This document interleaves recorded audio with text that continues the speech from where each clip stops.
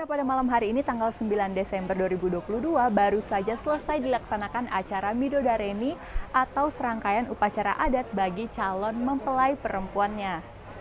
Nah, ada yang unik dari acara Midodareni dari Erina dan juga Kaisang Pangarep karena Erina dan keluarga mengenakan pakaian adat dari Yogyakarta sedangkan Kaisang mengenakan pakaian adat dari Surakarta. Ini ada pertemuan dua adat yang berbeda ya.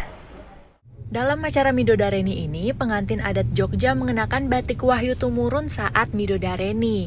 Bentuknya itu seperti mahkota yang memiliki simbol harapan agar yang mengenakannya diberikan petunjuk atau wahyu dari Sang Pencipta.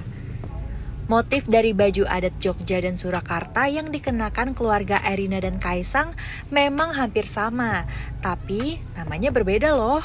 Untuk Jogja sendiri penyebutannya adalah Wahyu Tumurun, sedangkan di Solo disebut sebagai Bledek. Nah, Ibu Siti Amirul Nun Sundari, abdi dalam Keraton Yogyakarta juga mengatakan memang ada perbedaan antara batik Yogyakarta dan Surakarta, namun perbedaan dari batik tersebut tidak terlalu signifikan, jadi tetap terlihat anggun dan unik ketika dikenakan oleh Kaisang dan juga Erina. Nah, kira-kira sahabat Kompas TV penasaran nggak sih acara besoknya itu gimana? Jangan lupa pantengin terus Kompas TV.